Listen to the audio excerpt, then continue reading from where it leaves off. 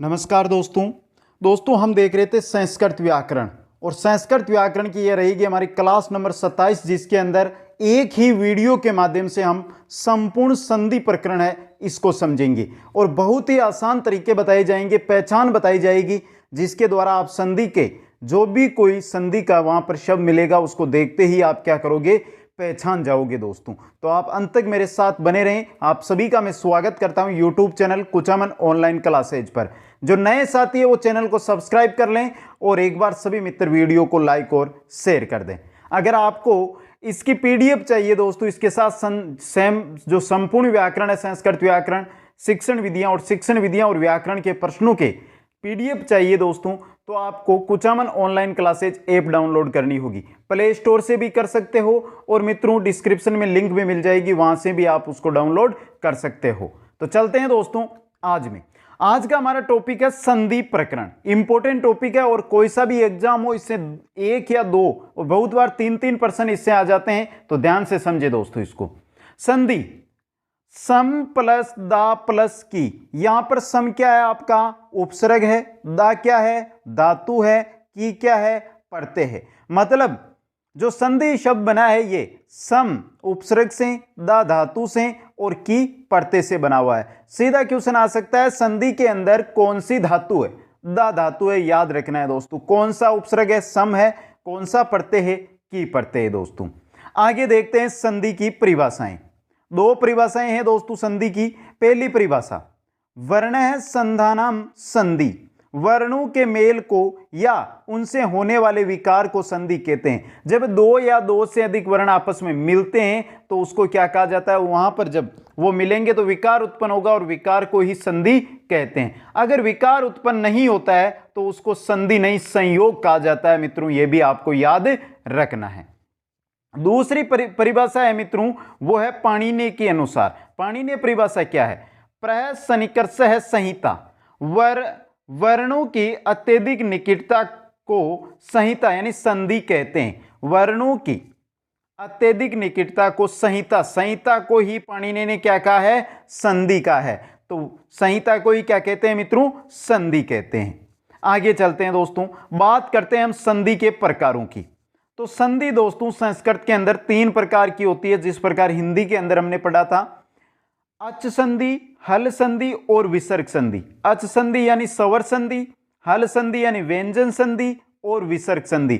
जिस प्रकार हिंदी में हम संधि पढ़ते हैं उसी प्रकार संस्कृत में भी यह संधि तीन प्रकार की होती है। अब दोस्तों तीनों के बारे में हम एक एक के बारे में विस्तृत अध्ययन करेंगे। सबसे पहले हम देखेंगे अच संधि यानी स्वर संधि। दोस्तों स्वर संधि किसको कहा जाता है, यह चीज आपको ध्यान होनी चाहिए। जहां पर स्वर का स्वर से मेल हो, स्वर का स्वर से मेल हो, वहां पर कौन सी संधि होती है, स्वर संधि होती है। स्वरों के मध्य मेल होने से उत्पन्न विकार स्वर संधि कहलाता है। मतलब जहां पर स्वर का स्वर से, जहां पर स्वर का स्वर से मेल हो वहां पर स्वर संधि होगी दोस्तों।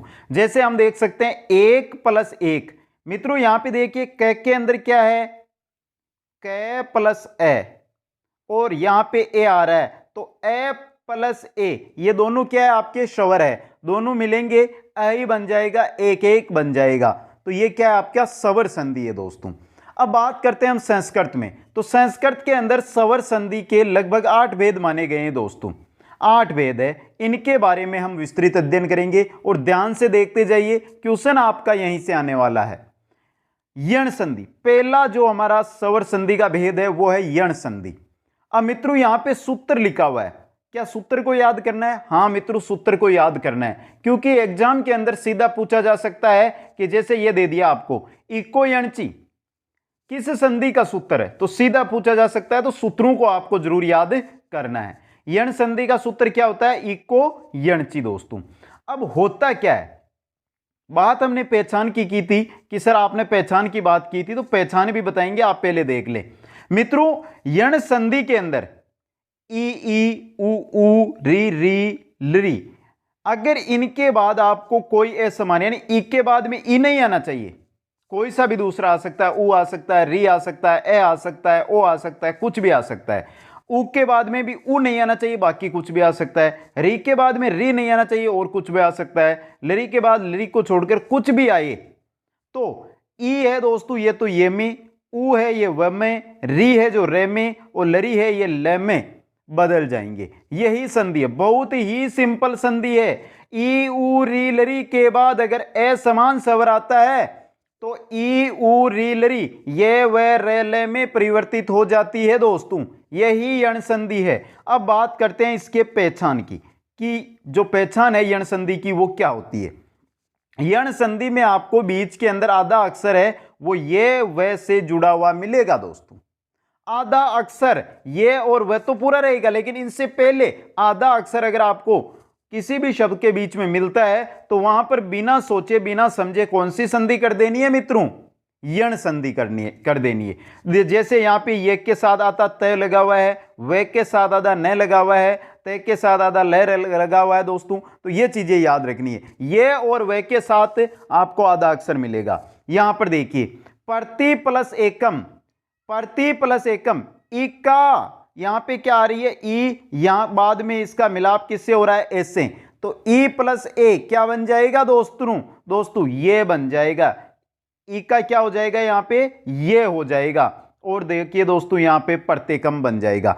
अब मित्रों यहां पे प्रत्येकम ई की मात्रा थी यहां पे तय के, वो किस में बदल गई है ये में बदल गई है, तो तय तो कैसा बचा है हमारा आधा तय बचा है ना, हलंत वाला तय, तो ये तय लग जाएगा। फिर ये आ जाएगा ये के एक की मात्रा लगेगी तो ये बन जाएगा कम प्रत्येकम। अनु प्लस ए, ऊ के बाद में ए आ रहा है तो ऊ किस में बदलेगा व में, ऊ किस में बदलेगा व में, ये बदल गया, आधा न बचा ये रहा और ये अन्वय बन गया। मातृ प्लस आदेश, मातृ री के बाद में आ रहा है तो जो री है वो किस में बदलेगी, री किस में बदलेगी दोस्तों रे के अंदर, यहां पे देखिए मात्रा देश। लरी प्लस आकार, लरी के बाद में आपको स्वर मिल रहा है, दूसरा स्वर है तो लरी किस में बदल जाएगी ले में, और यहां पे देखिए लकार। आगे चलते हैं दोस्तों, नेक्स्ट है हमारी दूसरी संधि। दूसरी संधि है हमारी स्वर संधि की अयादी संधि। अयादी संधि का जो सूत्र है अचो अवाय, यह आपको सूत्र याद रखना है मित्रों, सीधा सूत्र पूछा जा सकता है, यहां पर आप पहचान भी नहीं पाओगे कि यह कौन सी संधि का सूत्र है। अब अयादी संधि में क्या होता है ये देखते हैं दोस्तों। अयादी संधि में ए आई ओ औ के बाद अगर कोई स्वर आए, ए आई ओ औ के बाद कोई स्वर मिले, वापस देख लो, ए आई ओ औ के बाद अगर आपको कोई भी स्वर मिले तो ए बदल जाएगा आई में, आई बदल जाएगा आई में, ओ औ में, और औ आपका आव में बदल जाएगा। ए आई ओ औ है जो आई आई औ आव में परिवर्तित हो जाएगा दोस्तों। वापस देखिए ए आई ओ औ के बाद स्वर आए तो ए आई ओ औ आई आई औ आव में बदल जाते हैं। अब बात करते हैं पहचान की कि सर हम अयादी संधि को कैसे पहचाने। तो दोस्तों जो भी शब्द होता है उसको आप बोलते हैं, अगर आपको शब्दों में मध्य में आई आई औ आव की ध्वनि मिले, जैसे आपने बोला भविष्य, भविष्य आपको वहां पर मिल जाएगी ध्वनि दोस्तों, भविष्य किसकी मिल रही है औ की। तो इस प्रकार अगर आपको आई आई औ आव की बीच में ध्वनि मिले ना, वहां पर आपको कौन सी कर देनी है अयादी संधि। उदाहरणों में चलते हैं, उदाहरण देखते हैं दोस्तों। पहला उदाहरण आपके सामने है, जे प्लस ए के बाद में क्या आ रहा है ए, यानी कि ए आई ओ औ के बाद में स्वर आना चाहिए तो स्वर आ रहा है यहां पे, तो यहां पे क्या होगा दोस्तों, क्या होगा ए आई ओ आव, यहां पे आई हो जाएगा जई, ये देखिए आई बन जाएगा और जे इसमें जोड़ा जाएगा तो जई बन जाएगा। बो प्लस इससे, बो प्लस इससे ओ के बाद में क्या आ रहा है ई आ रही है मित्रों, एक के ओ के बाद में ई, तो ये किस में बदल जाएगी औ में, और यहां पे देखिए भविष्य ई की मात्रा किसके साथ लगेगी व के साथ लगेगी, तो यहां पे भविष्य बन गया। विनय प्लस अक, विनय आई के साथ, आई के साथ क्या आ रहा है ए, तो क्या बनेगा आई, और यहां पे देखिए आ तो मिल गया नाम में और ये लिखा हुआ है विनायक। यहां पे देखिए दोस्तों नीचे है हमारी भो प्लस अना, भो प्लस अना, तो यहां पे औ के साथ ए आ रहा है तो किस में बदलेगा, आव में। और यहां पे देखिए ये जो आपका आ है ना, ये तो मिल गया भ में, और बाद में बचा क्या, वह, तो वह आ गया, और ना बचा तो भावना। यह हो गई अयादी संधि। आगे चलते हैं गुण संधि की ओर। गुण संधि का सूत्र क्या है दोस्तों, आधे गुण है, एदे गुण है दोस्तों। यह सूत्र आपको याद रखना है। यहां पे तो गुण लिखा हुआ है तो आप देखते ही पहचान जाओगे मित्रों। यहां पे देखिए गुण संधि, ए आ के बाद में अगर आपको ई उ री लरी मिले, हमने पहले पढ़ा था ई उ री लरी, लेकिन यहां पर ए आ के बाद में अगर आपको क्या मिले, ई उ री लरी मिले, तो मित्रों आपकी ई है ये तो ए में बदल जाएगी, उ आपका ओ में बदल जाएगा, री आपका अर में बदल जाएगा, लरी आपका अल में बदल जाएगा। वापस देखिए दोस्तों, ए आ के बाद में गुण संधि के अंदर ए आ के बाद में ई उ री लरी आता है, तो ई उ री लरी ए ओ अर अल में बदल जाता है। अब बात करते हैं गुण संधि की पहचान की। गुण संधि की पहचान, शब्द के मध्य एक मात्रा मिलेगी आपको, शब्द के बीच के अंदर आपको एक मात्रा मिलेगी, ऊपर की ओर क्या मिलेगी, एक मात्रा। कभी ये दो मात्राएं नहीं मिलेगी, सिंगल मात्रा आपको गुण संधि में मिलती है। जैसे यहां पे देखिए वे के देख लीजिए, गो के देख लीजिए, है के देख लीजिए, वह के देख लीजिए, एक एक मात्रा यहां पे मिल रही है मित्रों। तो देव प्लस इंद्र क्या आ रहा है, एक के बाद में ई आ रहा है, तो ई किस में बदल जाएगा मित्रों, किस में, ए में, और शब्द बन जाएगा देवेंद्र। गंगा प्लस उर्मी, आ के बाद में उ आ रहा है, आ के बाद में उ आ रहा है, तो उ किस में बदलेगा, ओ में, गंगोर्मी बन जाएगा। महाऋण, महा आ के बाद में री, तो री किस में बदलेगा, अर में, और महऋण। तवल्लिकार, तो ए के बाद में लरी, तो लरी किस में बदल जाएगा, अल में, और तवल्लकार बन जाएगा दोस्तों। तो शायद समझ में आ गई है गुण संधि, बहुत ही सिंपल है दोस्तों। आगे चलते हैं वृद्धि संधि की ओर। वृद्धि संधि क्या कहती है, सूत्र क्या है वृद्धि संधि का, वृद्धि रेची। सूत्र क्या है, वृद्धि रेची। अब देखिए दोस्तों इसको पहचाने कैसे, ए आ के बाद में ए आई ओ औ या री आपको मिलता है, ए आ के बाद में ए आई ओ औ या री मिलता है, तो ए आई तो किस में बदल जाएगा, आई में, ओ औ में, और री आर में बदल जाएगी। यहां पे वृद्धि हो रही है, वृद्धि मतलब दो मात्राएं, एक तो ये छोटी वाली एक बड़ी वाली, तो बड़ी वाली आ रही है, यहां पर भी दो मात्राएं बड़ी वाली आ रही है दोस्तों। तो क्या हो रही है, वृद्धि हो रही है। अब इसको पहचान कैसे करें, बात आती है पहचान की कि वृद्धि संधि की हम पहचान कैसे करें।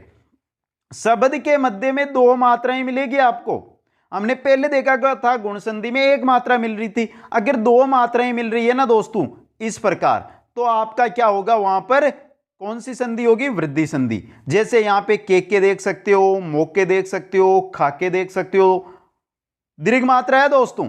अब देखिए दोस्तों, एक प्लस एक के बाद में ए आ रहा है, एक के बाद में ए आ रहा है, तो क्या हो जाएगा, ए, और एक एक बन गया।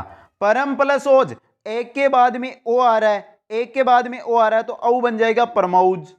सुख प्लस रित, यहां पे एक के बाद में री आ रहा है, तो क्या बन जाएगा, आर, सुकार्त। यहां पे देखिए आ और ये रहा आपका। तो वृद्धि संधि शायद आशा करता हूं समझ में आ गई मित्रों। स्पीड के साथ पढ़ा रहा हूं क्योंकि कम समय में आपको बहुत टॉपिक समझाना है, इसलिए आप एक बार नहीं समझ में आता है तो दूसरी बार देख लेना वीडियो को। आगे चलते हैं, पांचवी संधि है दीर्घ संधि। बहुत सिंपल है, सूत्र देखिए, अक है, स्वर्ण है, दीर्घ है।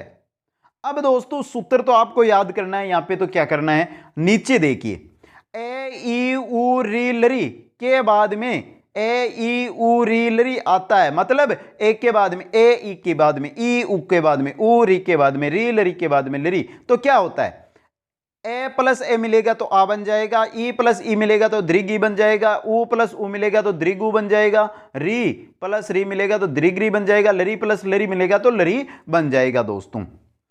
ए आ ई उ री लरी के बाद में ए ई उ री लरी आता है, तो आ ई उ री लरी बन जाता है दोस्तों।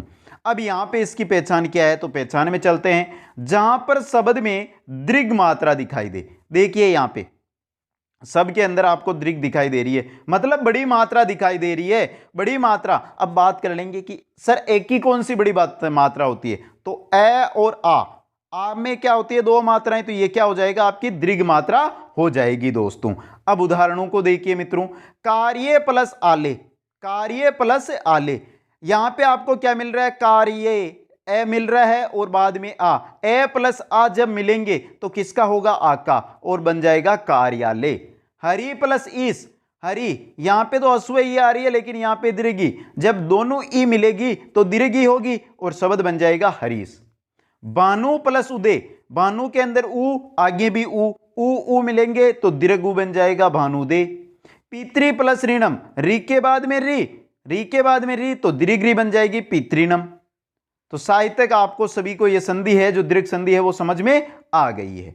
आगे चलते हैं दोस्तों पररूप संधि की ओर। बहुत ही सिंपल है, बहुत साथियों के मैसेज भी आए कि सर पररूप संधि को कैसे याद करें, बहुत सिंपल है। पररूप और पूर्व रूप संधियां हैं, सेम संधियां, आपको याद क्या करनी है। पररूप में क्या होगा मित्रों, ए के बाद में ए ओ आएगा। अब दोस्तों पहले ए आना चाहिए, यहां पे बाद में ए और ओ आना चाहिए। तो ऐसा होता है, तो सेम है जैसे कि जैसे ही आपको लिखना है दोस्तों, जैसे ए है तो ए ही रहेगा, ओ है तो ओ ही रहेगा। ऐसा उपसर्ग जिसके अंत में ए हो बाद में ए ओ हो, तो यानी कि जो ए मिलेगा ना आपने, ये पहले वाला, इसके साथ हमेशा आपको उपसर्ग ही मिलेगा, यहां पर उपसर्ग ही मिलेगा और उपसर्ग के अंत में ए होगा, वहां पर ही पररूप संधि होगी दोस्तों। नीचे उदाहरणों से देखते हैं दोस्तों। उदाहरणों में देखिए यहां पे दोस्तों, उप प्लस एलियति, यहां पे प के अंदर क्या है मित्रों, ए है, आगे ए आ रहा है, तो एक के बाद में ए आ रहा है तो क्या हो जाएगा दोस्तों, सेम हो जाएगा, एक की मात्रा पेक पे लग जाएगी, उपेलियति बन जाएगा। प्र प्लस ओस्ती, यहां पे प्र उपसर्ग है, उपसर्ग के अंदर ए है और बाद में ओ आ रहा है तो सेम आ जाएगा और ओ की मात्रा किसके लग जाएगी, प्र के लग जाएगी और यहां पे बन जाएगा प्रोस्ती दोस्तों। अब दोस्तों यहां पे पररूप संधि के कुछ अपवाद है दो, जो देख लेते हैं। औ प्लस एति, सेम यही रूल काम कर रहा है। उप प्लस एदते, यहां पर भी दोनों उपसर्ग है, ए आ रहा है, आगे भी ए आ रहा है, लेकिन दोस्तों यहां पे वृद्धि संधि होती है, अवेति उपदेते, यहां पे कौन सी संधि होती है दोस्तों, वृद्धि संधि होती है। तो इसका आपको याद रखना है, यह अपवाद है दोस्तों पररूप संधि के। आगे चलते हैं पूर्व रूप संधि। पररूप संधि में हमने क्या पढ़ा था कि ए है जो पहले आ रहा था, हमारा कहां पे आ रहा था, पहले, लेकिन यहां पे ए बाद में आ रहा है और पहले क्या आ रहा है, ए और ओ आ रहा है। तो यहां पे क्या होगा मित्रों, यहां पे अगर ए ओ के बाद में ए आता है तो ए है जो आपका अवग्रह में बदल जाएगा। यह चिन्ह किसका होता है मित्रों, अवग्रह का चिन्ह होता है। जैसे देखते हैं उदाहरणों के द्वारा इसको हम दोस्तों, उदाहरणों में चलिए दोस्तों। ते प्लस अपी, ए के बाद में ए आ रहा है ना मित्रों, तो जो आपका ए है ये किस में बदल जाएगा, अवग्रह के अंदर बदल गया है, यहां पे देखिए, और ते और बाकी पी सेम रहेगा, ए अवग्रह में बदल जाएगा।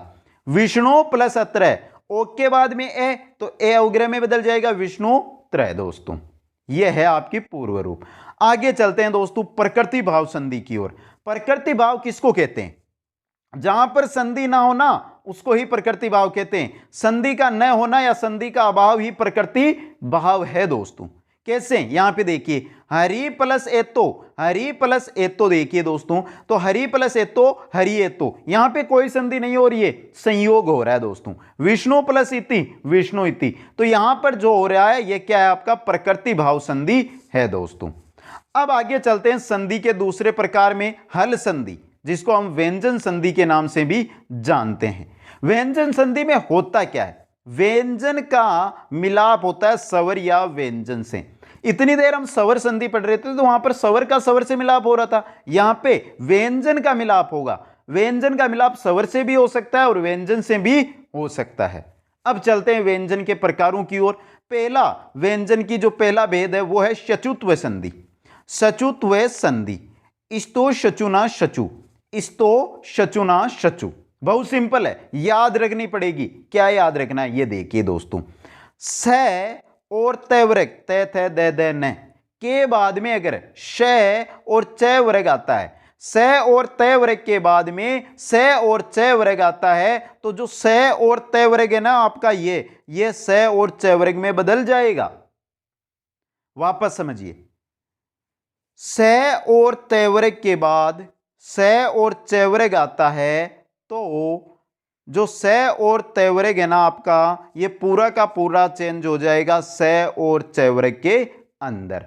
यही संधि है शचुत्व संधि। अब उदाहरणों में देखते हैं कैसे होता है ये। यहां पे देखिए पहला उदाहरण, कस प्लस चित, यहां पे स आ रहा है, बाद में च आ रहा है, तो स किस में बदल जाएगा, स में, कश्चित। उद प्लस जीवन, यहां पे तय थे दे यानी तैवरग आ रहा है, और बाद में क्या आ रहा है, चैवरग आ रहा है, जय आ रहा है, तो दे किस में बदल जाएगा मित्रों, इसके अंदर। और यहां पे जय है तो जय के अनुसार ही प्रयुक्त होगा। अगर जो यहां पे वर्ण लगा हुआ है ना, इसी के अनुसार ये भी उसी वर्ण में बदलेगा। यहां पे देखिए उज्जीवनम बन गया दोस्तों। किरियत प्लस चीरम, तैवरग आ रहा है, बाद में चैवरग आ रहा है, तो तय किस में बदल जाएगा, च में, किरियत चीरम बन गया दोस्तों। तपश्चर्या, से के बाद में चैवरग, तो से किस में बदल जाएगा आपका, से में, तो तपश्चर्या दोस्तों। आ गया सभी को समझ में दोस्तों। आगे चलते हैं ष्टुत्व संधि की ओर। ष्टुत्व संधि बहुत ही सिंपल है दोस्तों। देखिए ष्टुत्व संधि के अंदर सूत्र क्या होता है, इष्टु ना इष्टु, इष्टु ना इष्टु। इसमें क्या है दोस्तों, जिस प्रकार वहां पर हम देख रहे थे पूर्व संधि के अंदर कि स और तैवरक के बाद में वहां पे आ रहा था स और चैवरक, यहां पे आएगा स और टैवरक दोस्तों। तो स और तैवरक के बाद में श और टैवरक आता है, तो आपका स और तैवरक है, ये किस में बदल जाएगा, स और टैवरक में बदल जाएगा दोस्तों। अब उदाहरणों से समझते हैं इसको कैसे होता है दोस्तों। तो पहला उदाहरण आपके सामने है, उद प्लस डिन, दे आ रहा है तो दे किसका है, तय का ही है, तैवरक का ही है। आगे क्या आ रहा है, डिन, डी, तो डे किसका आ रहा है, ये टैवरक का आ रहा है, तो दे किस में बदल जाएगा, टैवरक के अनुसार बदलेगा, तो दे डे में बदल जाएगा उड्डीन। रास प्लस त्रिम, रास प्लस त्रिम इंपॉर्टेंट उदाहरण है ये मित्रों इस बार के लिए। रास प्लस त्रिम के लिए देखिए मित्रों, यहां पर देखिए से के बाद में तय आ रहा है, त्रिम के अंदर क्या है, तय है, तो से के बाद में क्या आ रहा है, तय आ रहा है दोस्तों। इंपॉर्टेंट है और दोस्तों इसको समझने का प्रयास कीजिएगा। यहां पे दोस्तों, यहां पे देखिए स है ना यहां पे मित्रों, तो यहां पे स आ गया है, और यहां पे तय आ रहा है, तो यहां पे तय है, उल्टा मिलाप हो रहा है यहां पे मित्रों। तो जो आपका रास है ये तय है ना, ये किस में बदल जाएगा, तय, तय बदल जाएगा टैवरग में। यहां पे देखिए राष्ट्रम बन जाता है। तत् प्लस टीका, तत् प्लस टीका, तय के बाद में क्या आ रहा है, तय आ रहा है, तो तय किस में बदल जाएगा, तय में, तट्टिका। कृष प्लस न, कृष से के बाद में न आ रहा है, से के बाद में क्या आ रहा है, न आ रहा है, तो दोस्तों न तो हो गया आपके तैवरक का, श हो गया इसका, दोनों का मिलाप होगा, शब्द बनेगा कृष्ण। यहां पे मित्रों आपको ध्यान रखना है, जो न है ये किस में बदल गया है, हणे के अंदर। ये चीज इंपॉर्टेंट है मित्रों। आगे चलते हैं दोस्तों नेक्स्ट संधि की ओर। नेक्स्ट हमारी संधि है जसत्व संधि। सूत्र क्या होता है इसका, जलाम जसो अंते। सूत्र क्या होता है, जलाम जसो अंते। सिंपल है, एक बार समझोगे आ जाएगी ये। तो देखिए, अगर किसी भी वर्ग का पहला, दूसरा, तीसरा, चौथा, ये तो वर्ण आए और साथ में स हो, उसके बाद अगर तीसरा, चौथा, पांचवा वर्ण आए, स्वर आए, या ये व र ल आए, तो जो आपके ये है ना, ये सभी के सभी अपने वर्ग के तीसरे वर्ण में बदल जाएंगे। वापस देखिए मित्रों, पहला, दूसरा, तीसरा, चौथा वर्ण स आता है, और उसके बाद तीसरा, चौथा, पांचवा वर्ण स्वर, कोई सा भी स्वर आ सकता है, ये व र ल है आए, तो जो आपके पहला, दूसरा, तीसरा, चौथा वर्ण स है, ये वर्ग के तीसरे वर्ण में बदल जाएंगे दोस्तों। अब दोस्तों यहां पे उदाहरणों से इसको समझने का प्रयास करते हैं मित्रों। पहला उदाहरण, सट प्लस आनन, टे के बाद में ए आ रहा है, स्वर आ रहा है, तो टे किस में बदल जाएगा, तीसरे वर्ण में, टे का तीसरा होता है डे, सडानन बन गया दोस्तों। आगे चलती है दोस्तों, आगे देखिए, दिक प्लस अम्बरम, के बाद में ए आ रहा है, तो के गे में बदल जाएगा, दिगंबर बन गया दोस्तों। दिक प्लस गज, यहां पे देखिए दोस्तों, के बाद में पहला, दूसरा, तीसरा, चौथा वर्ण के बाद में पहला, दूसरा, तीसरा वर्ण आना चाहिए, यहां पे तीसरा वर्ण आ रहा है मित्रों गज में, तो कै किस में बदल जाएगा, गे में बदल जाएगा, दिग्गज बन जाएगा। अच प्लस अंत, च के बाद में ए आ रहा है, तो च किस में बदल जाएगा, जय में, अजंत। आगे जसत्व संधि सभी को समझ में दोस्तों। अब दोस्तों इसी का एक और जसत्व संधि इसी का एक और है जो और देखिए दोस्तों, जलाम जसह जसी। इसके अंदर क्या कहता है, अगर चौथे वर्ण के बाद में चौथा वर्ण आता है, चौथे वर्ण के बाद में चौथा वर्ण अगर आता है तो पहले वाला जो चौथा वर्ण है ना ये तीसरे वर्ण में बदल जाता है। कोई सा भी हो सकता है दोस्तों, कोई सा भी हो सकता है, जैसे ग भी हो सकता है, ज भी हो सकता है, ढ भी हो सकता है, ध भी हो सकता है और भ भी हो सकता है। तो चौथे वर्ण के बाद में अगर चौथा वर्ण आता है तो पहले वाला चौथा वर्ण है ना ये तीसरे में बदल जाता है। उदाहरण में देखिए लब प्लस द, ये चौथा वर्ण है और ये भी चौथा वर्ण है, तो ये किस में बदल जाएगा, तीसरे में, तीसरा बनेगा इसका ब और शब्द बन जाएगा लब्ध। युद्ध प्लस धम, यहां पे द और द दोनों चौथे वर्ण है दोस्तों, तो ये तीसरे में बन जाएगा और शब्द बन जाएगा युद्धम दोस्तों। तो शायद ये समझ में आ गई है। आगे चलते चतुर्वेद संधि की ओर। चतुर्वेद संधि का सूत्र क्या होता है मित्रों, खरीच है, और एग्जाम में एक बार पूछा भी गया है। खरीच है कि संधि का सूत्र है दोस्तों।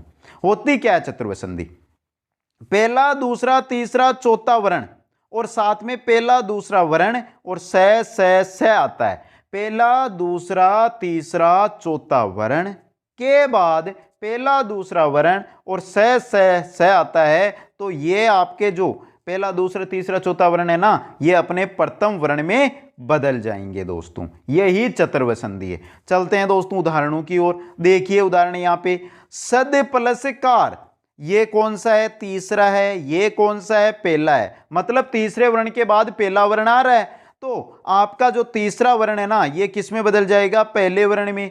तो द है, द का पहला जो पहला वर्ण होगा वो क्या होगा, तय होगा, तो ये बन जाएगा सत्कार। विपद प्लस काल, दे के बाद में क्या आ रहा है, सेम ही उदाहरण बन रहा है, तो दे तय में बदल जाएगा विपद काल।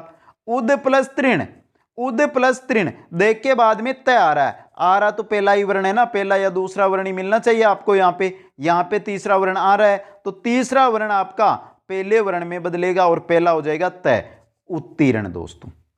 यह है चतुर्वेद संधि। आगे चलते हैं लत्व संधि की ओर। बहुत सिंपल संधि है लत्व संधि, देखते ही पहचानने वाली संधि है। बीच के अंदर आपको डबल ल मिलेंगे लत्व संधि में दोस्तों।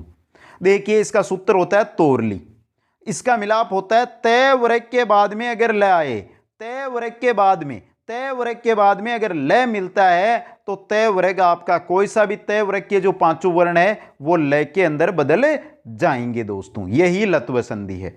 उदाहरणों से समझते हैं इसको। जैसे देखिए यहाँ पे महत प्लस लाभ है, तय के बाद में ल आ रहा है, तय के बाद में ल आ रहा है, तो तय किस में बदल जाएगा, ल में, मल्ला बन गया।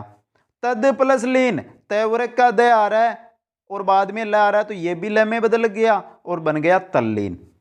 आ गया लत्व संधि सभी को समझ में दोस्तों। आगे चलते हैं दोस्तों अनुनासिक संधि की ओर। अनुनासिक संधि बहुत ही इंपॉर्टेंट संधि है दोस्तों, ध्यान देना। यरो अनुनासी के अनुनासिको वहा, यह है इसका सूत्र। यरो अनुनासी के अनुनासिको वहा अनुनासिक संधि का सूत्र है दोस्तों। अब अनुनासिक संधि में मिलाप कैसे होता है देखिए, कै चे टे ते पे वर्ग, यानी पांचों के पांचों वर्ग, 25 वर्ण हो गए, 25 वर्णों में से कोई सा भी वर्ण हो और उसके बाद उसका मिलाप किससे हो, वर्ग का पांचवां वर्ण, जो वर्ग के पांचवां वर्ण है हड़े ये हणे न में से उनका मिलाप हो, तो क्या होगा दोस्तों, क हड़े में, च हिय में, ट हणे में, त न में और प में बदल जाएगा दोस्तों। जो आपका ये वर्ण है ना, जो क वर्ण है हड़े में, च वर्ण है य में, ट वर्ण है हणे में और त वर्ग है न में और प वर्ग है वो में बदल जाएगा। याद रखना है पांचों वर्णों के बाद में अगर उनका मिलाप किससे हो रहा हो, वर्ग के पांचवें वर्ण से हो रहा हो, तो पांचों के पांचों वर्ण अपने पांचवें वर्ण में बदल जाएंगे दोस्तों। उदाहरणों से समझते हैं इसको दोस्तों। यहां पर देखिए पद प्लस नग, दे के बाद में न, यानी कि कौन सा आ रहा है, कौन सा आ रहा है दोस्तों, दे के बाद में न आ रहा है, तो द का अंतिम पांचवां वर्ण कौन सा होगा, न होगा, पनंग बन गया दोस्तों। यहां पे देखिए वाक प्लस नियम, के बाद में क्या आ रहा है, न पांचवां है, तो कै किस में बदल जाएगा, अपने पंचम में, वाग नियम। सट मासा, टे के बाद में मैं आ रहा है, पंचम वर्ण आ रहा है टे के बाद में, तो टे अपने पंचम वर्ण में षणमासा में बदल जाएगा। आगे चलते हैं दोस्तों नेक्स्ट संधि की ओर। नेक्स्ट हमारी संधि है अनुस्वार संधि। बहुत सिंपल है, मोहनुस्वार है, यह है इसका सूत्र दोस्तों। अब अनुस्वार संधि में होता क्या है, मैं के बाद में अगर कोई भी व्यंजन हो, मैं के बाद में अगर कोई भी व्यंजन हो तो मैं है आपका वो अनुस्वार में बदल जाएगा। मैं के बाद कोई व्यंजन हो तो मैं आपका अनुस्वार में बदल जाता है और यही अनुस्वार संधि होती है दोस्तों। देखिए यहां पे देखिए हरिम प्लस वंदे, ये व्यंजन आ रहा है, यहां पे मैं आ रहा है, तो मैं के बाद में व्यंजन, तो मैं किस में बदल जाएगा, अनुस्वार में, हरिम वंदे। ये देखिए यहां पे अनुस्वार लगा हुआ। पापम शांतम, पापम मैं के बाद में स, मैं के बाद में व्यंजन आ रहा है तो आपका मैं किस में बदल जाएगा, अनुस्वार में। और यहां पे देखिए पापम शांतम, ये अनुस्वार लगा हुआ, तो ये है हमारी अनुस्वार संधि दोस्तों। अब आगे चलते हैं नेक्स्ट संधि की ओर। नेक्स्ट संधि है हमारी अनुस्वार पर स्वर्ण संधि। अनुस्वार पर स्वर्ण संधि दोस्तों, अनुस्वार से यही पर स्वर्ण है, यह है अनुस्वार संधि का सूत्र। इसमें होता क्या है, देखिए मित्रों होता क्या है, यहां पे देखिए दोस्तों ध्यान से समझना दोस्तों, बहुत इंपॉर्टेंट संधि है दोस्तों ये। यहां पर देखिए अनुस्वार के बाद में, अनुस्वार के बाद में अगर ये प्रत्याहार, ये प्रत्याहार के अंदर कौन से वर्ण आते हैं दोस्तों, सभी, अगर आप उसमें जो व्यंजन है उनको छोड़ दें तो बाकी जो भी व्यंजन है ना हमारे मित्रों 29 व्यंजन, वो ये प्रत्याहार के अंदर आते हैं। तो उसमें व्यंजनों को छोड़कर कोई सा भी व्यंजन आए अगर आपके अनुस्वार के बाद में, तो आपका जो अनुस्वार है ना मित्रों, वो जो आपको यहां पर प्रत्याहार होगा ना इसके पंचम वर्ण में बदल जाएगा। किसमें, इसके पंचम वर्ण में बदल जाएगा मित्रों। देखिए उदाहरण के द्वारा इसको समझने का प्रयास कीजिए। सम के साथ ऊपर लगा हुआ है आपके अनुस्वार, आगे आ रहा है जय। अब यहां पे देखिए दोस्तों अनुस्वार के बाद में आपके आ रहा है जय, मतलब ये प्रत्याहार यानी उसमें व्यंजनों को छोड़कर है ये व्यंजन, तो आपका जो अनुस्वार है वो जय के अनुसार बदलेगा।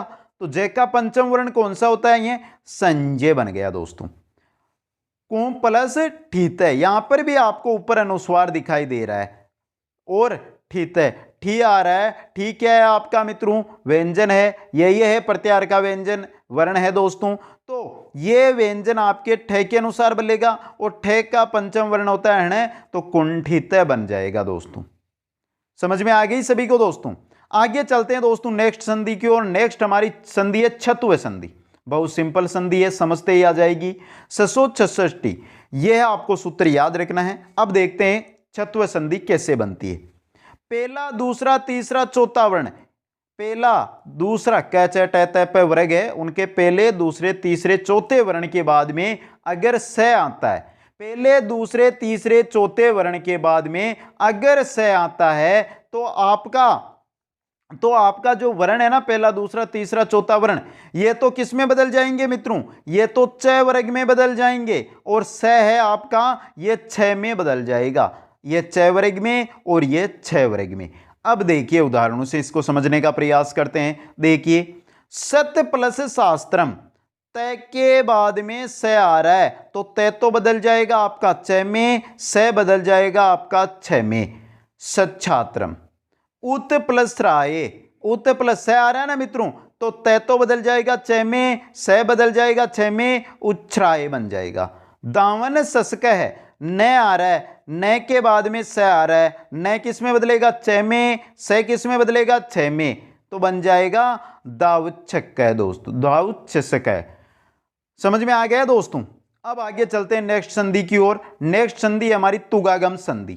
तुगागम संधि बहुत सिंपल संधि है दोस्तों। देखिए ह्रस्व स्वर, स्वर होना चाहिए, दीर्घ नहीं होना चाहिए, ह्रस्व स्वर होना चाहिए और उसके साथ क्या आए, अगर उसका मिलाप छ से हो तो इन दोनों के बीच में आगम होगा तय का, और जब संधि होगी तो तय बदल जाएगा च के अंदर दोस्तों।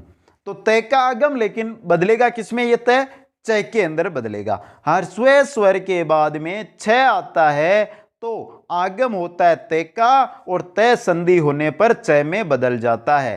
परी प्लस छेद, परी यहाँ पे ई आ रही है आपकी जो ह्रस्व है, बाद में क्या आ रहा है छ आ रहा है तो आगम किसका होगा, तय का होगा, लेकिन तय बदल जाता है च में और बन जाएगा परिच्छेद। इसी प्रकार दूसरा उदाहरण है दोस्तों हमारा, एक प्लस छत्रम के अंदर क्या है, ए है, एक के बाद में छ आ रहा है, आगम होगा तय का, लेकिन तय किस में बदलेगा, च के अंदर, एक छत्रम बन जाएगा दोस्तों। यह है तुकागम, यानी आगम हो रहा है यहां पे दोस्तों। आगे चलते हैं व्यंजन संधि की अंतिम संधि की ओर। अंतिम संधि है पूर्व स्वर्ण संधि। यह क्या कहती है दोस्तों, पूर्व स्वर्ण संधि कहती है कि पहला दूसरा तीसरा चौथा वर्ण है, इसके बाद अगर है आए, पहले दूसरे तीसरे चौथे वर्ण के बाद में अगर है आता है तो ये तो बदल जाएंगे अपने तीसरे वर्ण में और है बदल जाएगा चौथे वर्ण में। चौथा वर्ण किसका आएगा, जो पहले व्यंजन है ना दोस्तों उसी का चौथा वर्ण आएगा। यहां पे देखिए वाक प्लस हरि, वाक पहला वर्ण बाद में है आ रहा है तो ये तो किस में बदलेगा, ग के अंदर बदलेगा, और है किस में बदलेगा, इसके ही चौथे में, तो ग में, वागगरी। अच प्लस इनम, च के बाद में आ रहा है तो च तो बदल जाएगा ज में और है बदल जाएगा ज में, अजीनम बन गया दोस्तों। और यहां पर वाघरी और अजीनम भी होता है दोस्तों इनका। यह हो गई हमारी व्यंजन संधि। अब आगे चलते हैं दोस्तों विसर्ग संधि की ओर। विसर्ग संधि को समझने का प्रयास करते हैं। विसर्ग संधि में दोस्तों, विसर्ग संधि का व्यंजन या स्वरू से विसर्ग का जो हमारी विसर्ग संधि है इसमें विसर्ग का व्यंजन या स्वर से क्या होता है, मिलाप होता है दोस्तों। तो चलते हैं विसर्ग संधि में। विसर्ग संधि में पहली संधि है हमारी वो है शत्व संधि। शत्व संधि को हम 6 नियमों से यहां पर समझने वाले हैं। पहला नियम आपकी स्क्रीन पे ए नियम दोस्तों, अगर विसर्ग के बाद में च या छ आए तो स हो जाता है, अगर विसर्ग के बाद में ट या ठ आए तो स हो जाता है, अगर विसर्ग के बाद में त या थ आए तो स हो जाए। मतलब क्या अंश है, क वर्ग को छोड़ दो, बाकी च ट त, च ट त, 3 वर्ग के पहले दूसरे वर्ण आ रहे हैं तो स तीनों स लाइन से हो रहे हैं। यहां पर भी तीनों जो आपके वर्ग आ रहे हैं लाइन से आ रहे हैं दोस्तों, ये याद रखना है। अब ये स होगा किसका, तो ये विसर्ग का बनेगा दोस्तों। स किसका बनेगा, विसर्ग का स बनेगा। गुरु प्लस च, गुरु यहां पे क्या आ रहा है, विसर्ग आ रहा है, बाद में च आ रहा है तो विसर्ग बदल जाएगा स में, गुरुश्च। नाव प्लस तरंती, विसर्ग के बाद में त तो दोस्तों विसर्ग किस में बदल जाएगा, श में, नावस्तरंती। यह है सत्व संधि का पहला। दूसरे नियम की ओर चलते हैं। दूसरा नियम क्या कहता है, अगर विसर्ग के बाद में स आता है, अगर विसर्ग के बाद में स आता है या तो विसर्ग या स लिखना है। विसर्ग के बाद में अगर आपको तीनों से मिलते हैं तो आप से भी लगा सकते हो या विसर्ग भी लिख सकते हो। देखें दुहु प्लस सासम, यहां पे दोस्तों आप विसर्ग की जगह विसर्ग भी लिख सकते हो, और अगर विसर्ग नहीं लिखना चाहते हैं तो जो यहां पे से आया ना इसका ही आधा से यहां पर लिखना है, दूसरा से है। आ गया समझ में बी नियम। अब चलते हैं सी नियम की ओर। सी नियम क्या है दोस्तों, क वर्ग के विसर्ग के बाद में क ख प फ, विसर्ग के बाद में क ख प फ आता है तो विसर्ग या तो विसर्ग रहेगा या उपधमानियम बन जाएगा। कैसे दोस्तों, क प्लस करोती, क के बाद में क ख प फ आना चाहिए विसर्ग के बाद में, तो विसर्ग के बाद में क आ रहा है तो क्या होगा, या तो उपधमानियम यानी क करोती बन जाएगा या विसर्ग का विसर्ग क करोती ही रहेगा। गुरु प्लस पाटियति, यहां पे विसर्ग है दोस्तों, विसर्ग हट गया तो गुरु प्लस पाटियति, यहां पे विसर्ग के बाद में पा आ रहा है, विसर्ग के बाद में प आ रहा है तो या तो उपधमानियन बन जाएगा, यानी कि क्या बन जाएगा, आपका विसर्ग हट जाएगा और सेम शब्द लिखा जाएगा। बाकी अगर आप विसर्ग का प्रयोग करते हो तो गुरु पाटियति भी इसका बन सकता है दोस्तों। आगे चलते हैं दोस्तों डी नियम की ओर। डी नियम क्या कहता है दोस्तों, दू नी आवी बही, ये कुछ शब्द दिए गए हैं यहाँ पे, दू नी आवी बही के बाद अगर आपको क ख प फ मिलता है, दू नी आवी बही के बाद में क ख प फ मिलता है तो आपका जो विसर्ग हो ना उसके स्थान पर स हो जाएगा। कैसे दोस्तों, देखिए नी आ रहा है ये नीरा, आगे आ रहा है प, पाप यानी प आ रहा है तो विसर्ग किसमें बदल जाएगा, स में, निष्पाप। दू आ रहा है ये रादू, दू प्लस कार्यम क आ रहा है तो विसर्ग बदल जाएगा स में और दुष्कार्यम बन जाएगा दोस्तों। आगे चलते हैं नेक्स्ट नियम की ओर। नेक्स्ट नियम है दोस्तों हमारा, नेक्स्ट नियम है कि अगर विसर्ग के बाद में पास, कल्प, कै, काम्य ये चीजें मिलती है ना अगर आपको, तो क्या होगा, जो विसर्ग है ना वो आपका किस में बदल जाएगा, स में बदल जाएगा। और ये ई नियम है, ई का ही एप नियम है दोस्तों। विसर्ग के बाद में कै और कै हमने यहाँ पे देख लिया है, तो विसर्ग की जगह स हो जाता है। तो पांचवां और छठवां नियम एक साथ समझ लें। यहां पर देखिए दोस्तों, विसर्ग के बाद में क्या आ रहा है, पास, कल्प, कै और काम्य, तो विसर्ग किस में बदल रहा है, स में बदल रहा है। देखिए यशः प्लस पासम, विसर्ग के बाद में प आ रहा है तो विसर्ग बदल जाएगा स में। और यहां पे देखिए यशस पासम। मनः प्लस कै, मनः प्लस कै यानी कि विसर्ग के बाद में, यहां पे विसर्ग है, विसर्ग के बाद में कै आ रहा है तो विसर्ग बदल जाएगा स में, मनस्क।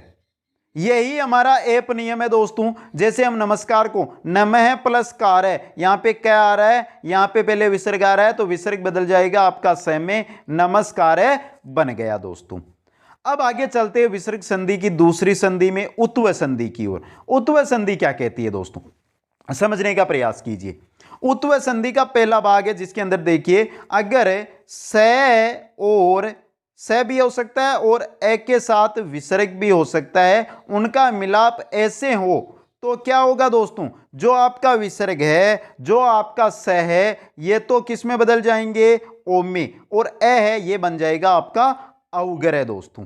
जैसे देखिए कै प्लस अपी, कै के बाद में यानी कि एक के बाद में विसर्ग है, बाद में ए आ रहा है तो ये विसर्ग तो बन जाएगा ओ की मात्रा में, ए बन जाएगा आपका अवगरे में, और पी का पी कोपी बन गया। शिवस प्लस आचर्य, स आ रहा है मित्रों यहाँ पे, तो स तो किस में बदल जाएगा, स के बाद में ए आ रहा है तो स तो बदल जाएगा आपका ओ में, ए बदल जाएगा अवग्रह में, शिवोश्चर्य दोस्तों बन गया दोस्तों उत्व संधि का पहला।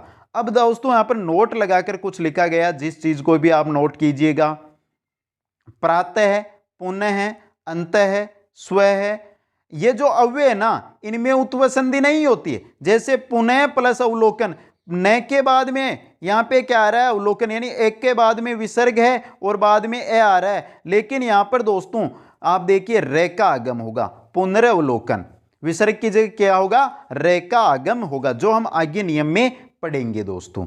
तो प्रातः, पुनः, अंतः, स्व इन अवयवों के साथ उत्व संधि नहीं होती है दोस्तों। आगे चलते हैं दोस्तों उसके उत्व संधि के दूसरे नियम की ओर। दूसरा नियम क्या कहता है कि ए विसर्ग और स वही चीज है जो पहले हमने पहले नियम में पढ़ी है, उसके साथ अगर तीसरा, चौथा, पांचवा है, ये वे रे ले वर्ण आते हैं, तीसरा, चौथा, पांचवा वर्ण ये वे रे ले है, ये अगर वर्ण वहां पर आते हैं तो जो आपका विसर्ग है उसके स्थान पर ओ हो जाएगा, विसर्ग हो या स हो उसके स्थान पर क्या हो जाएगा, ओ हो जाएगा दोस्तों। देखिए मन है प्लस भावना, एक के बाद में विसर्ग लगा हुआ है, आगे क्या आ रहा है, भावना, ब चौथा वर्ण है दोस्तों, तो चौथा वर्ण यहां पे दिया हुआ है हमें, तो क्या हो जाएगा विसर्ग का ओ, मनो, ओ भावना।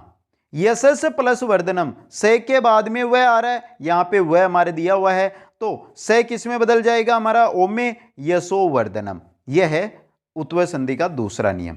अब चलते हैं तीसरी संधि की ओर, विसर्ग संधि। तीसरी संधि है हमारी ऋत्व संधि। ऋत्व संधि क्या कहती है दोस्तों, ए आ को छोड़कर कोई सा भी स्वर अगर आता है और उसके साथ क्या लगा हो, विसर्ग लगा हो या फिर स हो, सभी स्वर, तीसरा, चौथा, पांचवा वर्ण ये व र ल हो, तो आपका जो विसर्ग और स है ये किस में बदल जाएगा, र में बदल जाएगा मित्रों। किस में बदल जाएगा, र में बदल जाएगा। समझिए इसको, गुरु प्लस ब्रह्मा, यहां पे देखिए गुरु, रू यहां पे उ आ रहा है, उ के बाद में विसर्ग यानी ए आ को छोड़कर आ रहा है मित्रों, यहां पे उ के बाद में विसर्ग आ रहा है और बाद में क्या आ रहा है, ब आ रहा है। ब कौन सा है, तीसरा वर्ण है, तो आपका विसर्ग किस में बदल जाएगा, रे में। गुरुर ब्रह्मा, यहां पे देखिए यह लगा हुआ गुरुर ब्रह्मा। गुरु प्लस विष्णु, गुरु प्लस विष्णु सेम शब्द बन रहा है, वही आ रहा है, यहां पे वह आ रहा है तो ये रहा वह है, विष्णु में वह आ रहा है तो ये रहा वह है, गुरुर विष्णु। ये है हमारी ऋत्व संधि। ऋत्व संधि में रे का विसर्ग और स की जगह क्या होगा, रे लग जाएगा। आगे चलते हैं यलोप संधि के अंदर। यलोप संधि, नाम ये हटाओ, लोप हो रहा है, किसका लोप होगा वो देखेंगे। आ के बाद में अगर विसर्ग हो और बाद में उसका मिलाप हो पहले दूसरे वर्ण से को छोड़कर कोई सा, पहला दूसरा और से को छोड़कर कोई भी वर्ण हो, पहला दूसरा वर्ण नहीं होना चाहिए और से तीनों से नहीं होने चाहिए, इनको छोड़कर कोई सा भी वर्ण आता है तो वहां पर आपके जो विसर्ग है इसका क्या हो जाएगा, लोप हो जाएगा। इसका ये एक और है दोस्तों, ए प्लस ए को छोड़कर स्वर, एक के बाद में विसर्ग है और एक को छोड़कर कोई सा भी स्वर आता है तो भी विसर्ग का क्या हो जाता है, लोप हो जाता है। यहां पे देखिए अतः प्लस एव, तय तय यानी एक के बाद में विसर्ग है, वापस क्या आ रहा है, ए आ रहा है, तो यहां पे विसर्ग का क्या हो जाएगा, लोप और शब्द बन जाएगा अतएव। छात्रा प्लस वदंती, छात्रा प्लस वदंती यानी कि वह यहां पे जो आ रहा है आपका आ के बाद में तो विसर्ग है और जो वह आ रहा है ये पहले दूसरे और से को छोड़कर आ रहा है वर्ण, तो छात्रा वदंती बन जाएगा सेम और विसर्ग का लोप हो जाएगा दोस्तों। अब आगे चलते हैं पांचवी संधि में। पांचवी संधि है हमारी रलोप संधि। रलोप संधि क्या कहती है दोस्तों, रलोप संधि स र विसर्ग के बाद में अगर र आता है, स र विसर्ग के बाद में अगर र आता है तो स र विसर्ग का लोप हो जाता है दोस्तों। पूर्व में ए ई उ का दीर्घ हो जाता है, जो पूर्व में इनसे पूर्व जो कुछ होगा उसका क्या हो जाएगा, दीर्घ आदेश हो जाएगा। अगर ए तो आ, ई है तो दीर्घ ई, उ है तो दीर्घ उ बन जाएगा दोस्तों। जैसे अंतर प्लस राष्ट्रीय, यहां पे देखिए दोस्तों र आ रहा है, यहां पे र है, आगे र आ रहा है, यहां पे र है, तो यहां पे जो आपका र है इसका तो क्या हो गया दोस्तों, लोप हो गया और जो तय है ये बन जाएगा आपका दीर्घ अंतरराष्ट्रीय। पुनर प्लस रम्य, यहां पे र आ रहा है ना मित्रों, यहां पर भी र आ रहा है तो इस र का तो लोप हो गया, न है इसका आपका क्या हो जाएगा, दीर्घ, तो पुनरम्बे, ये रलोप संधि है दोस्तों। तो दोस्तों आज के टॉपिक में हमने संधि पढ़ी। एक बार कमेंट करके बता दो दोस्तों ये क्लास आपको कैसी लगी, कितनी समझ में आई, कितनी नहीं समझ में आई, यह भी कमेंट करके बताना। और इस टॉपिक की पीडीएफ के साथ संपूर्ण संस्कृत व्याकरण अगर आप पीडीएफ से पढ़ना चाहते हैं, व्याकरण के प्रश्न उत्तर पढ़ना चाहते हैं, शिक्षण विधियां पढ़ना चाहते हैं, तो कुचामन ऑनलाइन क्लासेज ऐप को डाउनलोड कीजिए, लिंक डिस्क्रिप्शन में आपको मिल जाएगी। वहां पर आपको सभी के सभी है जो नोट्स है पीडीएफ के रूप में मिल जाएंगे। आप सभी को बहुत बहुत धन्यवाद। जय हिंद, जय भारत।